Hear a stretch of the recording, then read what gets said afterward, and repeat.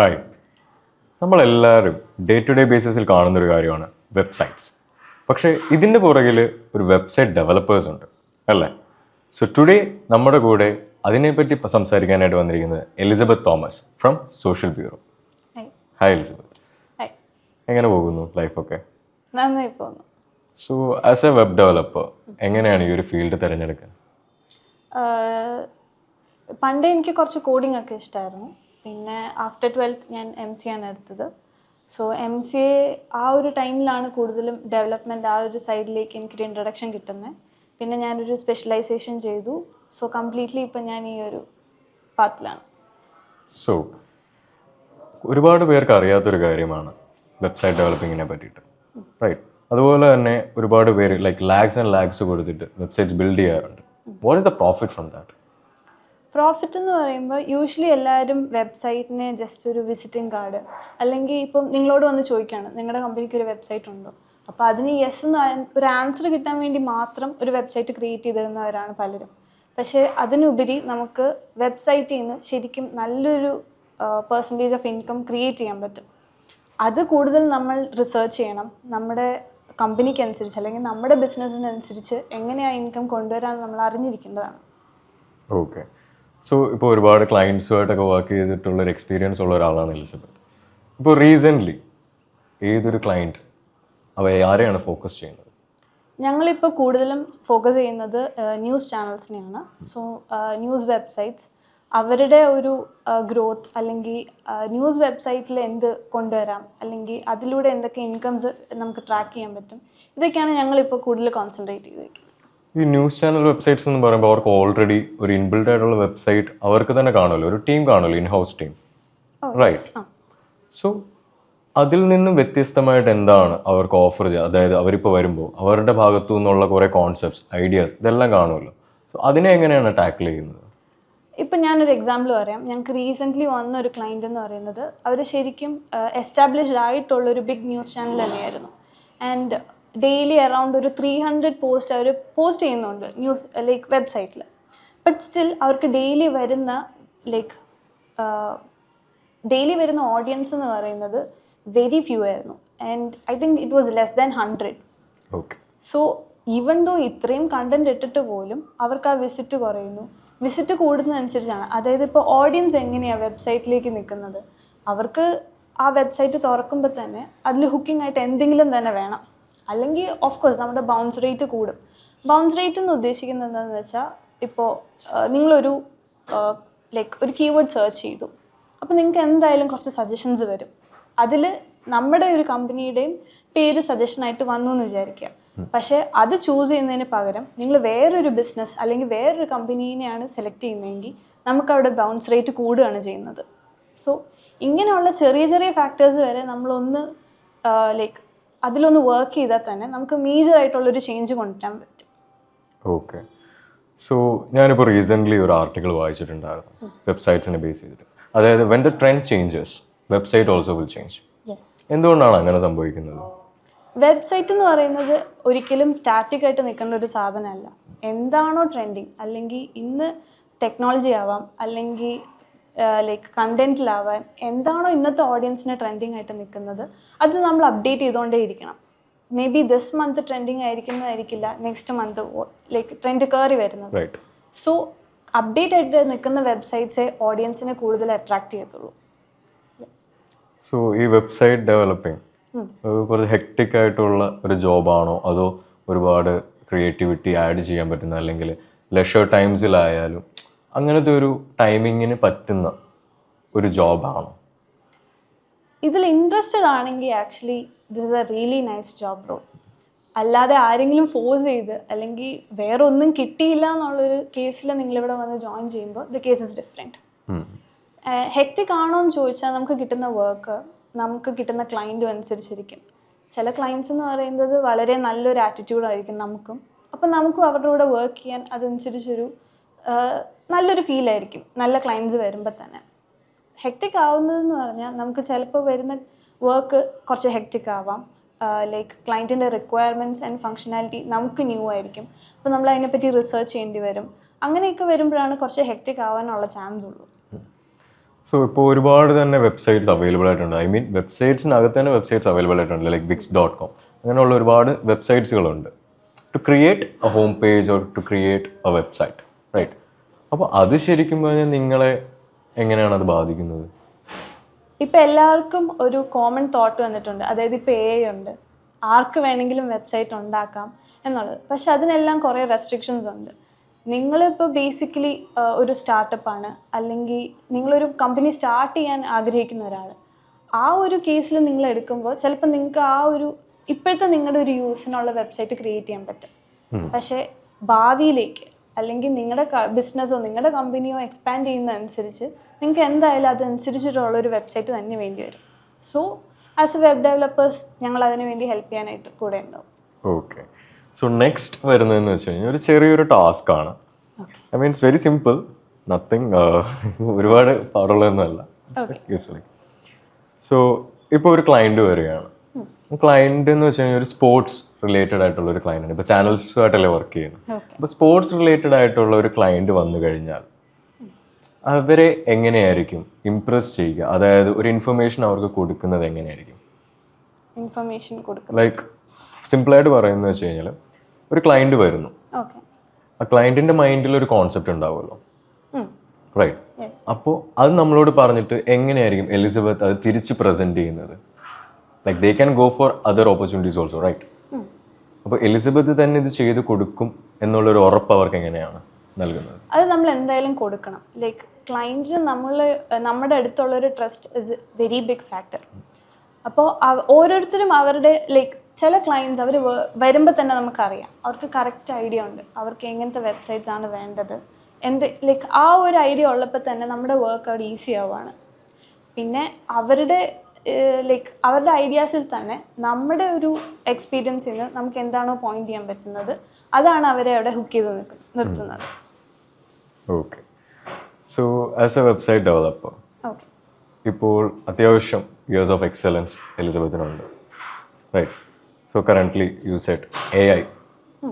Elizabeth പറഞ്ഞത് തന്നെ എടുക്കുക, AI എന്ന് വെച്ച് കഴിഞ്ഞാൽ ഇനി ഫ്യൂച്ചർ അതാണ് എന്നാണ് ടെക് സർവേസ് പറയുന്നത്. അപ്പോൾ നാളെ ഇപ്പോൾ ഓൾറെഡി കുറേ ജോബ്സ് ലൈക്ക് റൈറ്റേഴ്സ് ജോബ്സ് അല്ലെങ്കിൽ എഡിറ്റേഴ്സിൻ്റെ ജോബൊക്കെ ഏകദേശം AI വെച്ചിട്ട് ആൾക്കാർ ചെയ്യുന്നുണ്ട്. നാളെ ഒരു പക്ഷേ വെബ്സൈറ്റിനും AIs സ്റ്റാർട്ട് ചെയ്താൽ they are much better than building an organic website. എങ്ങനെയായിരിക്കും അതിനെ നോക്കിക്കാണുന്നത്? സൂൺ ഇൻ ദ ഫ്യൂച്ചർ ഞാൻ ഒരിക്കലും പറയില്ല. May be like many years later അത് വരാം. കാരണം നമുക്കിപ്പോൾ കംപ്ലീറ്റ്ലി അങ്ങനെ ഒരു പ്രഡിക്ഷൻ വരുത്താൻ പറ്റില്ല. ഇപ്പോഴത്തെ ഒരു സിറ്റുവേഷനിൽ ഞാൻ പറയുകയാണെങ്കിൽ ഇപ്പോൾ ഈവൻ കണ്ടൻറ് റൈറ്റേഴ്സിനെ റീപ്ലേസ് ചെയ്യുമെന്ന് പറയുന്നുണ്ട്. പക്ഷേ ഒരു കണ്ടൻറ് റൈറ്റർ എഴുതുന്ന ഒരു ഒതൻറ്റിക് ആയിട്ടുള്ള ഒരു കണ്ടൻറ്റ് ഒരിക്കലും AIക്ക് തരാൻ പറ്റില്ല. അതുപോലെ തന്നെ വെബ് ഡെവലപ്പേഴ്സിനാണെങ്കിലും ഈ AI ഉപയോഗിച്ച് actually we can use it. AI ഉപയോഗിച്ച് നമ്മുടെ വർക്ക് കുറയാണ് ചെയ്യുന്നത്. സോ AI യൂസ് ചെയ്ത് ചെയ്യുമ്പം അതിൻ്റെതായ ഡിഫറൻസ് ഉണ്ട്. നമ്മുടെ വർക്ക് ഈസി ആവുന്നു. ഈവൻ ഒരാൾ മാനുവലി ചെയ്യുന്ന വർക്കിൻ്റെ ടൈം തന്നെ കുറയാണ് AI യൂസ് ചെയ്യുമ്പോൾ. സോ AI യൂസ് ചെയ്യണം എന്ന് തന്നെയാണ് ഞാൻ പറയുക. ആൻഡ് റീപ്ലേസ് ചെയ്യുമോ എന്നുള്ളത് ഐ ഡോണ്ട് തിങ്ക് സൂൺ ഉണ്ടാവില്ല എന്ന് തോന്നുന്നു. ആ ഒരു കാര്യത്തിൽ പേടിയുണ്ടോ? ലൈക്ക് AI ചെയ്യുന്ന പേടിയുണ്ടോ? പേടിയുണ്ടോയെന്ന് ചോദിച്ചാൽ നമുക്ക് പ്രെഡിക്റ്റ് ചെയ്യാൻ പറ്റില്ല. ലൈക്ക് പോകുന്നിടത്തോളം കാലം അല്ലേ? സോ ഓൾസോ എല്ലാവർക്കും ഉള്ളൊരു ഡൗട്ടാണ് ലൈക്ക് വെബ്സൈറ്റ്സിലെ കണ്ടന്റ്സ്. അതൊരു വെബ് ഡെവലപ്പർ കീവേഡ്സ് അങ്ങനെ റിസർച്ച് ചെയ്യാറുണ്ടോ? നമ്മുടെ സൈഡിൽ നിന്നുള്ള റിസർച്ച് ആക്ച്വലി ലൈക്ക് അതൊരു നല്ല കാര്യമാണ്. നമ്മുടെ ഇപ്പോൾ വെബ്സൈറ്റ് എന്ന് പറയുമ്പോൾ ക്രിയേറ്റ് ചെയ്യാൻ നമുക്ക് വേറെയും ഡിപ്പാർട്ട്മെൻറ്റ്സ് ഹെൽപ്പിനുണ്ട്. ഇപ്പോൾ കണ്ടന്റ് റൈറ്റേഴ്സ് ഉണ്ടാവും, അപ്പോൾ അവരും ലൈക്ക് കീവേഡ്സ് സെർച്ച് ചെയ്യുന്നു. അതുപോലെ തന്നെ SEO മാർക്കറ്റിംഗ് സൈഡിൽ നിന്നുള്ള ടീം ഉണ്ടാവും. സോ അവർ നമുക്ക് അതിന് വേണ്ട കീവേഡ്സ് സജസ്റ്റ് ചെയ്യുന്നു. ഇങ്ങനെ എല്ലാവരും കൂടെ ടീമപ്പ് ആയിട്ട് വർക്ക് ചെയ്യുമ്പോഴാണ് ആ വെബ്സൈറ്റ് അതിനനുസരിച്ച് പെർഫോം ചെയ്യുക. ഓക്കെ. സോ ഈ വെബ്സൈറ്റ്സ് അത് മാർക്കറ്റിങ്ങിന് എങ്ങനെയാണ് ഹെൽപ്പ് ചെയ്യുന്നത്? അതായത് ഒരു കമ്പനിയുടെ മാർക്കറ്റിങ്ങിന് എങ്ങനെയാണ് ഒരു വെബ്സൈറ്റ് ഹെൽപ്പ് ചെയ്യുന്നത്? വെബ്സൈറ്റ് എന്ന് പറഞ്ഞാൽ എല്ലായ്പ്പോഴും അത് അവിടെ ഉണ്ടാവും. ഇപ്പോൾ നിങ്ങളിപ്പോൾ ലൈക്ക് യൂഷ്വലി എല്ലാവർക്കും ഇപ്പോഴത്തെ ഒരു ട്രെൻഡ് എന്ന് പറയുന്നത് സോഷ്യൽ മീഡിയയിൽ ഫോളോവേഴ്സ് ഉണ്ടാക്കുക എന്നുള്ളതാണ്. പക്ഷെ നിങ്ങളൊന്ന് ഓർത്ത് നോക്ക്, ലൈക്ക് വൺ ഡേ നിങ്ങളുടെ ഫോളോവേഴ്സ് ഉണ്ടാകാതെ ലൈക്ക് സ്റ്റോപ്പ് ചെയ്യാണ്. സോ വൺ ഡേ നിങ്ങളുടെ ഫോളോവേഴ്സ് നിന്നാൽ പോലും നിങ്ങളുടെ ബിസിനസ്സിനെ സപ്പോർട്ട് ചെയ്യാൻ വെബ്സൈറ്റ് എപ്പോഴും അവിടെ ഉണ്ടാവും. Okay. So it's like A life long investment ആണ്. യെസ്. ഇപ്പോൾ നേരത്തെ നമ്മൾ സംസാരിച്ചല്ലോ, ലൈക്ക് 10 ലക്ഷം രൂപ കൊടുത്തിട്ട് വെബ്സൈറ്റ്സ് ഉണ്ടാക്കുന്നതിനെ പറ്റിയിട്ട്. ഇപ്പോൾ എൻ്റെ ഒരു ഫ്രണ്ട് മീഡിയ ചാനലാണ് വർക്ക് ചെയ്യുന്നത്. അപ്പോൾ അവൻ എന്നോട് ഇങ്ങനെ ഒരു ദിവസം പറഞ്ഞു, അവൻ ഇങ്ങനെ ഒരു വെബ്സൈറ്റ് തുടങ്ങാൻ താല്പര്യമുണ്ടെന്ന് പറഞ്ഞു. So obviously I will refer you. So അത് അവനിപ്പോൾ ഒരു എമൗണ്ട് മുടക്കാൻ അവൻ റെഡിയാണ്. അപ്പോൾ അതിൽ നിന്നും അവൻ എന്ത് ബെനിഫിറ്റ്സ് ആണ് ഉണ്ടാവുക, അങ്ങനെ ഒരു എമൗണ്ട് അവൻ ഇതിനു വേണ്ടി സ്പെൻഡ് ചെയ്ത് കഴിഞ്ഞാൽ? ഇപ്പോൾ എക്സ്പെൻസ് നിങ്ങളൊരു വെബ്സൈറ്റിലേക്ക് ഇടുമ്പോൾ നിങ്ങൾ ഡയറക്റ്റ് ഇൻകം മാത്രമേ നോക്കുന്നുള്ളൂ. അതായത് ഇപ്പോൾ ആ ഒരു വെബ്സൈറ്റ് നിങ്ങളൊരു പ്രൊഡക്റ്റിന് വേണ്ടി ക്രിയേറ്റ് ചെയ്തതാണെങ്കിൽ ആ പ്രൊഡക്റ്റ് വിറ്റിട്ട് നിങ്ങൾക്ക് എങ്ങനെ ആ ഒരു ഇൻകം ക്രിയേറ്റ് ചെയ്യാം. പക്ഷെ അതല്ലാതെ ഇൻഡയറക്റ്റ് ആയിട്ട് നിങ്ങൾക്ക് വെബ്സൈറ്റ് പല രീതിയിൽ യൂസ് ചെയ്യാൻ പറ്റും. നിങ്ങളിപ്പോൾ പ്രൊഡക്റ്റ്സ് വിൽക്കുന്നുണ്ട്, അതിൻ്റെ സൈഡിൽ തന്നെ നമുക്ക് ബാനേഴ്സ് വെക്കാൻ പറ്റും. ഈ ബാനേഴ്സിന് തന്നെ നമുക്ക് ലക്ഷങ്ങൾക്ക് കൊടുക്കാൻ പറ്റും. ഇപ്പോൾ എനിക്കറിയാവുന്ന 1-2 കമ്പനീസ് തന്നെ പെർ ബാനർ ഒരു 5 to 8 lakhs കൊടുത്തവർ വരെ ഉണ്ട്. ഓക്കെ, സോ അതെന്ന് പറയുന്നത് എന്താ, ജസ്റ്റ് ഒരു ബാനറിൽ നിന്ന് നിങ്ങൾക്ക് കിട്ടുന്ന ഒരു ഇൻകം ആണ്. അതുപോലെ തന്നെ നമുക്ക് പല രീതിയിൽ ഇൻകംസ് ക്രിയേറ്റ് ചെയ്യാൻ പറ്റും. ഇപ്പോൾ ഗൂഗിൾ ആഡ്സ് എന്നൊക്കെ പറയുന്നതാണ് ബാക്കി ലൈക്ക് കോമൺ ആയിട്ട് എല്ലാവർക്കും ഇപ്പോൾ അറിയാവുന്ന വേറൊരു ഇൻകം മെത്തേഡ് എന്ന് പറയുന്നത്. മാർക്കറ്റിൽ ഇപ്പോൾ പല രീതിയിലുള്ള എക്സ്റ്റേണൽ ടൂൾസ് അവൈലബിൾ ആണ് നമുക്ക് ഈ ഇൻകം ട്രാക്ക് ചെയ്യാനും ഇൻകം നമുക്ക് വെബ്സൈറ്റിലേക്ക് കൊണ്ടുവരാനായിട്ടുള്ളത്. സോ ഇപ്പോൾ മാർക്കറ്റിലുള്ള ഏതൊക്കെ ടൂൾസാണ് നിങ്ങളുടെ കമ്പനിയിലേക്ക് അല്ലെങ്കിൽ നിങ്ങളുടെ ബിസിനസ്സിലേക്ക് ഏതാണ് ബെസ്റ്റ്, ഇതൊക്കെ റിസർച്ച് ചെയ്യുക എന്നുള്ളതാണ് ഒരു ബിഗ് സ്റ്റെപ്പ് എന്ന് പറയുന്നത്. സോ ഇപ്പോൾ എക്സാമ്പിൾ പറയുകയാണെങ്കിൽ ഇപ്പോൾ അഞ്ജയുടെ ഫ്രണ്ട് തന്നെ, അപ്പോൾ വെബ്സൈറ്റ് ക്രിയേറ്റ് ചെയ്യാന്നല്ലാതെ ഇതിനെപ്പറ്റി ആർക്കും ഒരു നോളേജ് ഇല്ല. അപ്പോൾ ഇതിന് നിങ്ങൾക്ക് കൺസൾട്ട് ചെയ്യാൻ അല്ലെങ്കിൽ നിങ്ങളെ ഗൈഡ് ചെയ്യാൻ ഒരാൾ വേണം. So we are ready to help you. ഇപ്പോൾ ഞങ്ങളുടെ തന്നെ വെബ്സൈറ്റ്, ഇപ്പോൾ സോഷ്യൽ ബ്യൂറോയുടെ വെബ്സൈറ്റിൽ we are ready to collaborate with others. ഇപ്പം ഞങ്ങളുടെ ക്ലയൻസ് ആവാം അല്ലെങ്കിൽ വേറെ ബ്രാൻഡ്സ് ആയിട്ടാണെങ്കിലും കൊളാബറേറ്റ് ചെയ്യാൻ ഞങ്ങൾ റെഡിയാണ്. സോ ഇങ്ങനത്തെ ഓരോ ചെറിയ മെത്തേഡ്സിലൂടെ നിങ്ങൾക്ക് ആ ഒരു സൈറ്റിനെയും അതുപോലെ തന്നെ നിങ്ങളുടെ ഇൻകമിനെയും ഇൻക്രീസ് ചെയ്യാൻ പറ്റും. ഇതുപോലത്തെ ചെറിയ ചെറിയ മെത്തേഡ്സിലൂടെ ബ്രാൻഡിൻ്റെ വിസിബിലിറ്റിയും നിങ്ങളുടെ വെബ്സൈറ്റിൻ്റെ ഒരു ഗ്രോത്തും നമുക്ക് ട്രാക്ക് ചെയ്യാനും ഞങ്ങളുടെ ഒരു ലൈക്ക് ഹെൽപ്പ് എപ്പോഴും ഉണ്ടാവും. അപ്പോൾ അതെന്തായാലും ഞാൻ എൻ്റെ ഫ്രണ്ടിനോട് ഞാൻ പറഞ്ഞു, obviously I will give your contact. So എനിക്കൊരു ഡൗട്ട് ക്ലിസത്, നമ്മളിപ്പോൾ പറഞ്ഞല്ലോ ഒരുപാട് നമുക്ക് റവന്യൂസ് ഇതിനകത്തുനിന്ന് കിട്ടും, വെബ്സൈറ്റിൽ നിന്ന് കിട്ടുമെന്ന് പറഞ്ഞല്ലോ. ശരിക്കും ഇതിനെപ്പറ്റി അവെയർ ആണോ നമ്മുടെ മാർക്കറ്റ് ശരിക്കും അവെയർ ആണോ ഇതിനെപ്പറ്റി? ഇല്ല, പലരും ഇത് അറിയാതെ പോകുന്നുണ്ട്. ഇപ്പം ഞാൻ നേരത്തെ പറഞ്ഞൊരു എക്സാമ്പിൾ, ഞങ്ങൾക്ക് വന്നൊരു ക്ലയൻറ്റ്, അവരുടെ തന്നെ ഒരു പൊട്ടൻഷ്യൽ ഇൻകം ഞങ്ങൾ കാൽക്കുലേറ്റ് ചെയ്തേക്കുന്നത് ഒരു 21 lakhs ആണ്. അതല്ലാതെ തന്നെ ഇപ്പോൾ ഇന്ത്യയിലെ തന്നെ ടോപ്പായിട്ട് നിൽക്കുന്ന ബ്രാൻഡ്സ്, അവരുടെ എല്ലാം വെബ്സൈറ്റിൽ അവർ വെബ്സൈറ്റിൽ നിന്ന് മാത്രം ഉണ്ടാക്കുന്ന ആനുവൽ ഇൻകം എന്ന് പറയുന്നത് എബവ് 50 CR ആണ്. അപ്പോൾ പിന്നെ എന്തായാലും നിങ്ങളുടെ വെബ്സൈറ്റിൽ അതിൻ്റെ ഒരു ചെറിയ പെർസെൻറ്റേജിൽ ഇൻകം നിങ്ങൾക്ക് എന്തായാലും കൊണ്ടുവരാൻ പറ്റില്ലേ?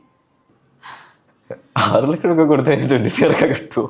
20 CR എന്ന് ഞാൻ പറയുന്നില്ല, പക്ഷെ നിങ്ങൾ ഇൻവെസ്റ്റ് ചെയ്യുന്നത് ഒരു എന്താ പറയുക, ജസ്റ്റ് ഒരു ചെറിയ എമൗണ്ട് ആണ് ശരിക്കും. എന്ന് വെച്ചാൽ നിങ്ങളുടെ ഫ്യൂച്ചർ, നിങ്ങളുടെ ആ ഒരു ബ്രാൻഡിലേക്ക് നിങ്ങൾ ഈ വെബ്സൈറ്റിലേക്ക് ഇൻവെസ്റ്റ് ചെയ്യുന്നത് ഇപ്പം നിങ്ങൾ നോക്കുമ്പോൾ ഒരു ഗ്രേറ്റ് എമൗണ്ട് ആയിട്ട് തോന്നുമെങ്കിലും ഇൻ ഫ്യൂച്ചർ അത് ചെറിയൊരു എമൗണ്ട് ആണ്.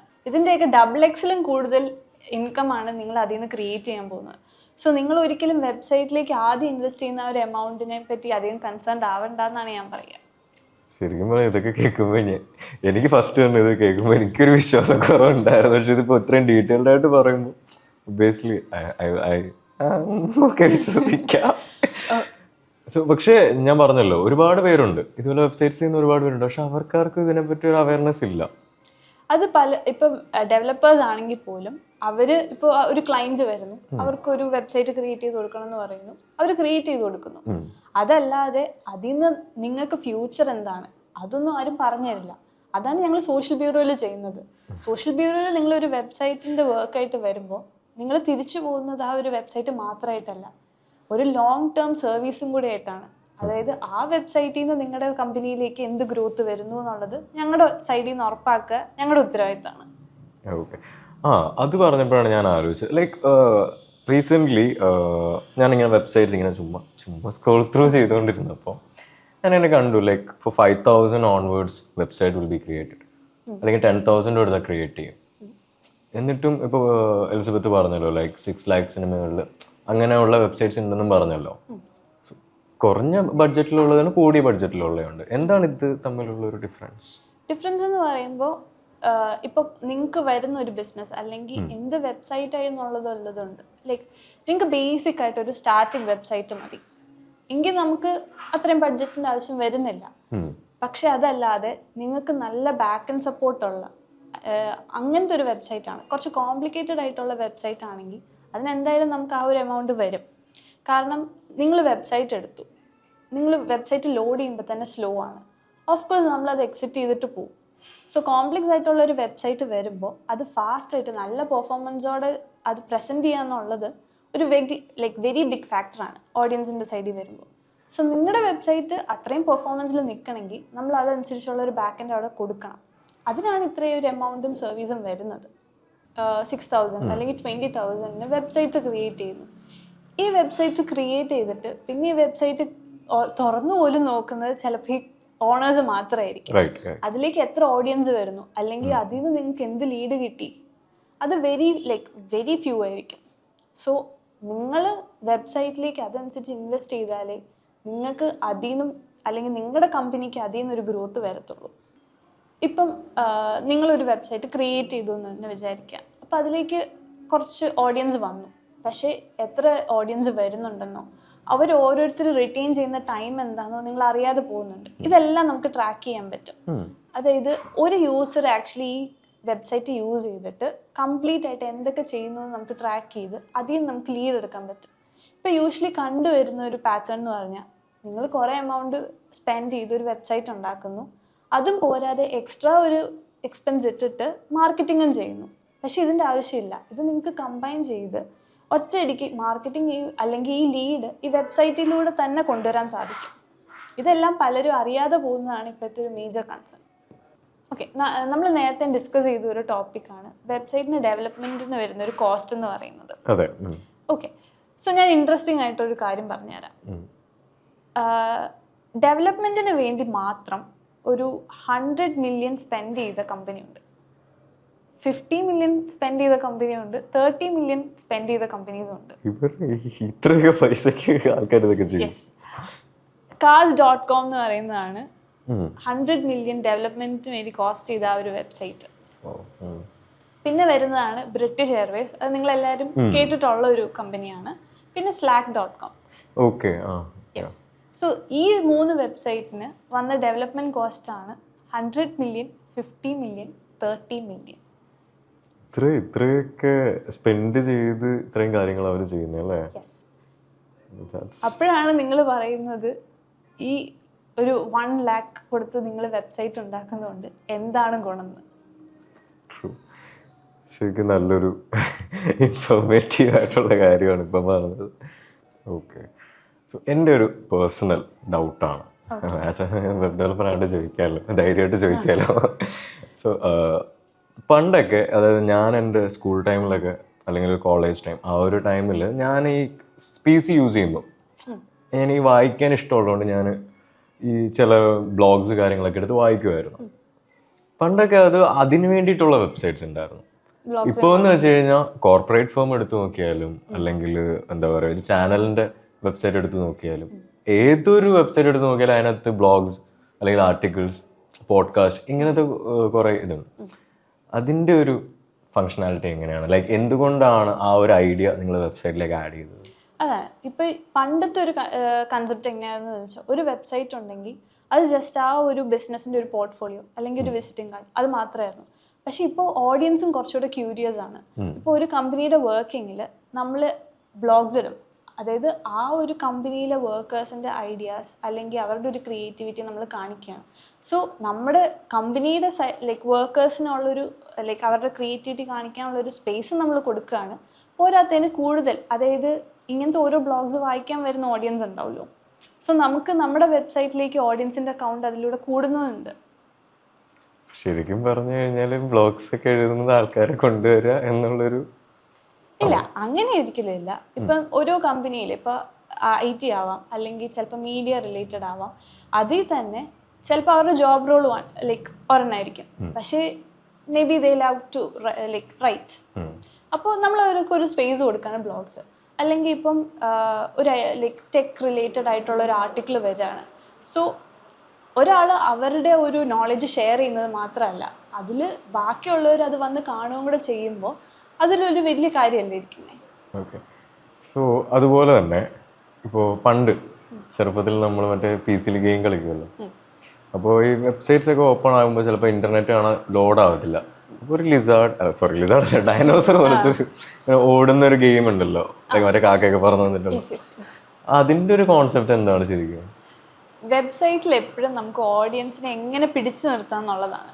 ഓക്കെ, സപ്പോസ് നിങ്ങളുടെ നെറ്റ് കട്ടായി, ഇപ്പോൾ അതൊരു ബ്ലാങ്ക് സ്ക്രീൻ ആയിരുന്നെങ്കിൽ നിങ്ങൾ എന്ത് ചെയ്തേനെ? അത് ക്ലോസ് ചെയ്ത് എഴുന്നേറ്റ് പോയേനെ. പക്ഷെ അവിടെ ഒരു ഗെയിം ഉള്ളത് കൊണ്ട് ഓഡിയൻസിന് അവിടെ ഇരിക്കാൻ ഒരു എന്റർടൈൻമെന്റ് ആയി. അല്ലെങ്കിൽ നെറ്റ് വരുന്നത് വരെ നിങ്ങൾ എന്തായാലും അത് കളിച്ചുകൊണ്ട് അവിടെ വെയിറ്റ് ചെയ്തിരിക്കും. ഇതിന്റെ ഒരു ഫ്യൂച്ചറിസ്റ്റിക് വേർഷനാണ്. ഇപ്പം നിങ്ങൾ ചില വെബ്സൈറ്റ്സ് ലോഡ് ചെയ്യുമ്പം അതിൻ്റെ ലോഡിങ് സ്ക്രീനായിട്ട് ജസ്റ്റ് ചുമ്മാ ഒരു ബാർ ആയിരിക്കില്ല, കുറച്ചുകൂടി ഇൻട്രാക്റ്റീവ് ആയിട്ടുള്ള ഐ കാസ്റ്റിംഗ് ആയിട്ടുള്ള എന്തെങ്കിലും ആയിരിക്കും.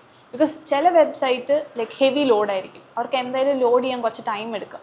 പക്ഷേ ആ ഒരു ടൈമിൽ നമ്മൾ ജസ്റ്റ് ഒരു ലോഡിങ് സിമ്പിളോ ഒരു പ്രോഗ്രസ് ബാറോ അങ്ങനെ ഇട്ടാൽ പിന്നെ അവിടെ ഓഡിയൻസിന് ബോറടിക്കുക, അവരെ പിടിച്ചു നിർത്തുക. അതാണ് നമ്മുടെ മേജർ കൺസേൺ. സോ ഇതും പണ്ടത്തെ ഒരു ടാക്ടിക്സ് തന്നെയായിരുന്നു, ഓഡിയൻസിനെ പിടിച്ചു നിർത്താനുള്ളത്. അങ്ങനെ എന്തെങ്കിലും ടാക്ടിക്സ് എലിസബത്തിന്റെ വെബ്സൈറ്റ്സിൽ കൊണ്ടുവന്നിട്ടുണ്ടോ? നമ്മൾ ചെയ്യുന്നത് ഇപ്പം ഞാൻ പറഞ്ഞ പോലെ തന്നെ, അതായത് നമുക്ക് ചില വെബ്സൈറ്റ്സ് ലോഡ് ചെയ്യാൻ ലൈക്ക് ഹെവി ആയിട്ടുള്ളതുണ്ടാവും. സോ അവിടെ നമുക്ക് ആ ഒരു ലാഗ് അല്ലെങ്കിൽ ആൾക്കാർക്ക് ഒരു ബോറടി കൊണ്ടുവരാതിരിക്കാൻ വേണ്ടി നമ്മൾ അതുപോലത്തെ എന്തെങ്കിലും ഇൻട്രാക്റ്റീവ് ആയിട്ടുള്ള അല്ലെങ്കിൽ ഐ കാച്ചിങ് ആയിട്ടുള്ള ഒരു ലോഡിങ് സ്ക്രീൻ ഇടും. അത് എഫക്റ്റീവ് ആയിട്ടുള്ളൊരു മെത്തേഡായിട്ട് തന്നെയാണ് എനിക്ക് തോന്നിയിട്ടുള്ളത്. അപ്പോൾ ശരിക്കും പറഞ്ഞു കഴിഞ്ഞാൽ ഈ ചില വെബ്സൈറ്റ്സിലൊക്കെ പോകുമ്പോൾ പെറ്റ്സിനെ ബേസ് ചെയ്തിട്ടുള്ള വെബ്സൈറ്റിലൊക്കെ പോകുമ്പോൾ അവരുടെ കർസർ തന്നെ ഒരു പട്ടിക്കുട്ടി ഓടി കളിക്കുന്നത്, ഇതൊക്കെ ശരിക്കും പറഞ്ഞാൽ ടാക്സിക്ക് നമ്മളെ അതായത് ഒരു ആള് നമ്മുടെ വെബ്സൈറ്റിൽ വന്നു കഴിഞ്ഞാൽ മാക്സിമം നേരം അല്ലെങ്കിൽ മാക്സിമം പറ്റുവാണെങ്കിൽ പ്രൊഡക്റ്റിന്റെ ഒരു വെബ്സൈറ്റ് ആണെങ്കിൽ പ്രൊഡക്റ്റ് വാങ്ങിയിട്ട് അയാൾ ആ വെബ്സൈറ്റിൽ നിന്ന് പോകാൻ പാടുള്ളൂ. അങ്ങനെ ആ ഒരു ഓഡിയൻസിനെ പിടിച്ചു നിർത്താൻ നമുക്ക് പറ്റണം. സോ ഇപ്പൊ നമ്മൾ ഈ വെബ്സൈറ്റ്സിലൊക്കെ കണ്ടിട്ടുണ്ടാവുമല്ലോ, ലൈക്ക് .com, .in. ഞാൻ മിക്ക ആളുകളെ കാണുമ്പോഴും അവരിലായിരുന്നു ഈ .com ആണ് എന്ന് പറയാറുണ്ട്. എന്തുകൊണ്ടാണ് അങ്ങനെ പറയുന്നത്? ഫസ്റ്റ് ഓഫ് ഓൾ ഒരു വെബ്സൈറ്റ് എടുക്കുമ്പോൾ .com എന്ന് പറയുമ്പോൾ നിങ്ങൾക്ക് തന്നെ അതിൻ്റെ ഒരു ഒതന്റിക് ഫീൽ തോന്നും. കോം എന്ന് പറയുന്നത് ബേസിക്കലി കമ്പനി എന്നാണ്. ഓക്കെ, അതുപോലെ നിങ്ങൾ കണ്ട് പരിചയമുള്ളതായിരിക്കും എന്ന് പറയുന്നതിൻ്റെ ഫുൾ ഫോം ഇന്ത്യയാണ്. അതുകൊണ്ടാണ് ഇവിടെയുള്ള മിക്ക വെബ്സൈറ്റ്സിനും ഒന്നില്ലെങ്കിൽ .com അല്ലെങ്കിൽ .in വരുന്നത്. അപ്പോൾ ഈ .co.in എന്താണ്? .com അതായത് .com തന്നെ വേണമെന്ന് ഒരു നിർബന്ധമില്ല. നമുക്ക് എന്ത് ഡൊമൈൻ വേണമെങ്കിലും എടുക്കാം. ഇപ്പോൾ ഗോഡാഡി പോലത്തെ പ്ലാറ്റ്ഫോംസിൽ പോയാൽ ഇപ്പം നിങ്ങളുടെ കമ്പനിയുടെ നെയിം അടിച്ചു കൊടുത്താൽ മാത്രം മതി, അവരൊരു ലിസ്റ്റ് ഓഫ് ഡൊമൈൻസ് തരും നമുക്ക്. ഏറ്റവും കൂടുതൽ എക്സ്പെൻസ് വരുന്നത് .com-നായിരിക്കും. കാരണം ആ ഒരു കമ്പനി നമ്മുടെ പേരിൽ രജിസ്റ്റർ ചെയ്ത് നമുക്കായിരിക്കും ആ ഒരു കോം കിട്ടാനുള്ള ഒരു, നമുക്ക് എന്തെങ്കിലും ഉണ്ടാവില്ല നമ്മുടെ വെബ്സൈറ്റ് സ്റ്റാർട്ട് ചെയ്യുമ്പോൾ എന്തായാലും ഇതിന് എന്തെങ്കിലും ബ്രോക്കറേജ് ചാർജസ് അങ്ങനെ എന്തെങ്കിലും ഉണ്ടോ? ഉണ്ട്. കാരണം ഇപ്പൊ എല്ലാ വിഭാഗത്തിലുണ്ടല്ലോ ബ്രോക്കറേജ് ചാർജസ് ഉണ്ടാവുമല്ലോ. ഇപ്പോൾ ഡൊമൈൻസ് തന്നെ പലർക്കും അറിയുമെന്ന് പോലും അറിയില്ല. അതായത് നമുക്ക് ഡൊമൈൻസ് മേടിച്ചിട്ട് റീസെൽ ചെയ്യാൻ പറ്റും. നമ്മളിപ്പോൾ ലക്ഷറി നമ്പർ പ്ലേറ്റ്സ് ഒക്കെ മേടിക്കുന്ന പോലത്തെ ഒരു ഫീൽ തന്നെയാണ് ഇവിടെയും വരുന്നത്. അതായത് നിങ്ങൾ ആ ഒരു ഡൊമൈൻ ഒരു എമൗണ്ട് സ്പെൻഡ് ചെയ്യാണ്, അപ്പം നിങ്ങളുടെ ബിസിനസ് നെയിമിൽ .com എന്ന് പറഞ്ഞ എക്സ്റ്റൻഷനിൽ നിങ്ങൾക്കൊരു വെബ്സൈറ്റ് കിട്ടുകയാണ്. സോ നിങ്ങളുടെ കമ്പനിയുടെ പേരിൽ ഉള്ള വെബ്സൈറ്റ് എന്ന് പറയുമ്പോൾ ആ ഒരെണ്ണേ ഉള്ളൂ. ഓക്കെ. അതായത് 001 എന്ന് നമ്മുടെ കാറിന്റെ ഒക്കെ നമ്പർ പ്ലേറ്റ് വരുന്നതിന്റെ കൂട്ട്. അതായത് 1 എന്ന് പറയുമ്പോൾ എല്ലാവരും ഒന്ന് ലൈക്ക് ഏറ്റവും പ്രീമിയം പോലെയാണ്, അതുപോലെയാണ് .com വരുന്നത്. അതുപോലെ നിങ്ങൾക്ക് ഏത് ലൈക്ക് .in ഉണ്ട് അല്ലെങ്കിൽ .edu ഉണ്ട്, like you have many options. ഇത് ലൈക്ക് ഏത് വേണമെങ്കിലും എടുക്കാം, നിങ്ങൾക്ക് ഏത് ഡൊമൈനിലാണെങ്കിലും ഹോസ്റ്റ് ചെയ്യാൻ പറ്റും. പക്ഷെ .com അല്ലെങ്കിൽ .in എടുത്തതിൻ്റെ ആ ഒരു ഡിഫറൻസ് എന്തായാലും നിങ്ങൾക്ക് ഉണ്ടാവും. ഇപ്പോൾ ഗൂഗിൾ ആണെങ്കിലും .com എന്ന് പറയുന്ന ഒരു എക്സ്റ്റൻഷൻ വരുമ്പോൾ അവിടെ രജിസ്റ്റേർഡ് ആവുകയാണ്, അതൊരു കമ്പനിയാണ്, അതൊരു രജിസ്റ്റേർഡ് ആയിട്ടുള്ളൊരു കമ്പനിയാണ്, അവരുടെ ഒരു വെബ്സൈറ്റ് ആണെന്നുള്ളത്. എന്തായാലും നമ്മൾ ഡൊമൈൻസിൻ്റെ കാര്യം പറയാണ്. സോ ഏറ്റവും പൈസ കൊടുത്ത് അല്ലെങ്കിൽ ഏറ്റവും എക്സ്പെൻസീവ് ആയിട്ടുള്ളൊരു ഡൊമൈൻ പർച്ചേസ് നടന്ന ഞാൻ പറയാം. ഇപ്പോൾ yacht.com അവർ I think 2022 almost $6 lakh spend ചെയ്തിട്ടാണ് അവർ ആ ഡൊമൈൻ നെയിം മേടിച്ചത്. അതുപോലെ തന്നെ privatejets.com അവർ ഒരു 30.18 മില്യൺ മില്യണോ? യെസ്, അത്ര എമൗണ്ട് കൊടുത്താണ് അവർ ആ ഡൊമൈൻ നെയിം പർച്ചേസ് ചെയ്തേക്കുന്നത്. സോ ഇത്രയും കോമൺ ആയിട്ടൊരു നെയിം കിട്ടുമ്പോൾ അതിനനുസരിച്ചൊരു എമൗണ്ട് കൂടും.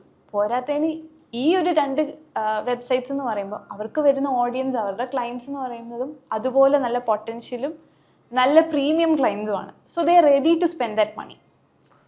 ഓക്കെ, അപ്പോൾ ഈ ശരിക്കും പറഞ്ഞു കഴിഞ്ഞാൽ വെബ്സൈറ്റ് ഉണ്ടായി കഴിഞ്ഞാൽ ഇങ്ങനത്തെ ചില ഗുണങ്ങളൊക്കെ ഉണ്ടല്ലോ. പലരും പുറത്തുനിന്ന് നോക്കുന്നത് മാത്രമല്ല വെബ്സൈറ്റ്, അതിൽ കുറേ കാര്യങ്ങൾ ഉണ്ട്. കുറേ കാര്യങ്ങൾ ഇനിയും പുറത്തേക്ക് വരാനുണ്ട് അല്ലേ? Okay, anyway thank you for your time. ഞങ്ങളുടെ കൂടെ ഇത്രയും നേരം സ്പെൻഡ് ചെയ്തതിന് ഒരുപാട് കാര്യങ്ങൾ ഞങ്ങൾക്ക് ഇതിലൂടെ അറിയാൻ പറ്റി, especially about the billion calculation അല്ല. വളരെ ശരിക്കും നല്ലൊരു സെഷനായിരുന്നു with you Elizabeth. Thank you for your time. Will meet again. Yes.